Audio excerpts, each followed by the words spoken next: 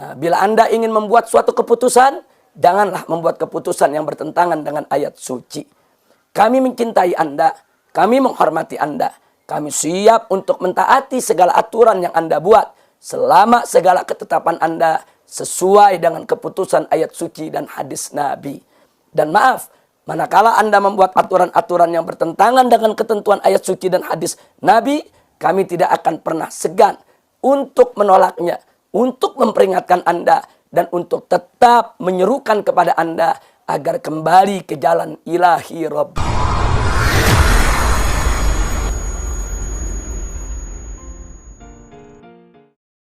Kaum muslimin dan muslimat rahimakumullah.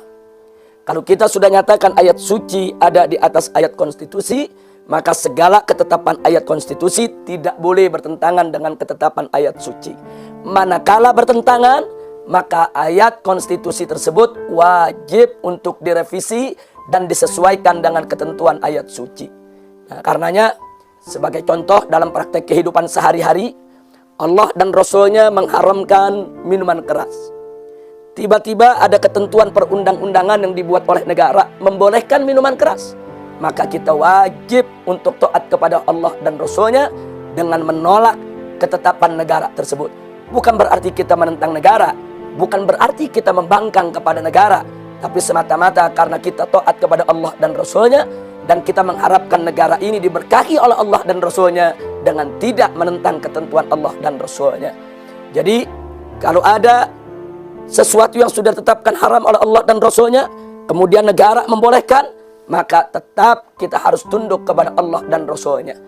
Nah, begitu juga kalau Al-Quran dan As-Sunnah, sebagaimana kita ketahui, sudah mewajibkan suatu perkara, tiba-tiba ada perundang-undangan, justru melekehkan kewajiban tersebut, justru melarang kita melaksanakan kewajiban tadi, maka tinggalkan itu perundang-undangan dan konstitusi, kembalilah kepada ayat suci.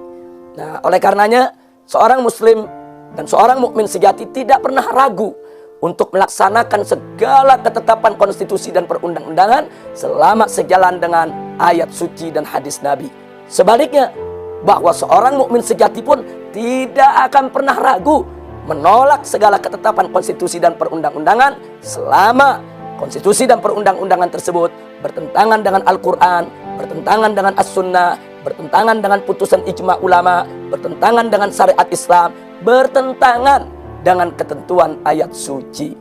Nah, karena itu sekali lagi dan sekali lagi saya ingin mengajak segenap umat Islam, yuk mari tancapkan di hati kita yang paling dalam, masukkan dalam dasar sanubari kita semua bahwa ayat suci ada di atas ayat konstitusi.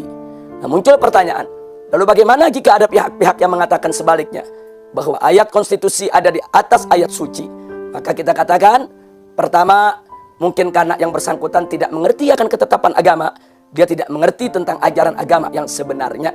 Atau yang kedua, bisa jadi mereka itu sebetulnya tahu tentang ketetapan agama, tapi sengaja mereka ingin membalikkan kebenaran. Nah, inilah ciri daripada kaum zindik. Mereka memutarbalikkan ayat, memutarbalikkan hadis, mengharamkan yang halal, menghalalkan yang haram. Kemudian mereka melecehkan ayat suci. Nah, ini ciri-ciri zindik yang sangat-sangat berbahaya dan tidak boleh untuk kita dekati, apalagi untuk kita ikuti. Nah, karenanya di sini kita ingin memberikan masukan, saran, usul, nasihat secara ikhlas dan tulus kepada para pemimpin-pemimpin di negeri kita. Bila Anda ingin membuat suatu keputusan, janganlah membuat keputusan yang bertentangan dengan ayat suci. Kami mencintai Anda, kami menghormati Anda, kami siap untuk mentaati segala aturan yang Anda buat selama segala ketetapan Anda sesuai dengan keputusan ayat suci dan hadis Nabi. Dan maaf, manakala Anda membuat aturan-aturan yang bertentangan dengan ketentuan ayat suci dan hadis Nabi, kami tidak akan pernah segan untuk menolaknya, untuk memperingatkan Anda, dan untuk tetap menyerukan kepada Anda agar kembali ke jalan ilahi Rabbi. Nah, jadi kalau kami menolak ketentuan-ketentuan Anda yang bertentangan dengan ketentuan ayat suci, bukan kami melawan konstitusi, bukan kami melawan negara, bukan kami membangkang terhadap perundang-undangan. Tidak, justru kami cinta kepada negeri ini, justru kami cinta kepada bangsa ini, justru kami cinta kepada para pemimpin kami, sehingga kami tidak mau mereka mendapatkan murka Allah subhanahu wa ta'ala. Nah, kaum muslimin dan muslimat rahimakumullah, Ada hal yang sangat menarik untuk saya sampaikan juga di sini. Terkadang ada ulama-ulama, dai-dai yang menyuruhkan ke jalan kebenaran. Kemudian mereka ditakut-takuti. Kalau mereka menyampaikan kebenaran berarti mereka melawan konstitusi.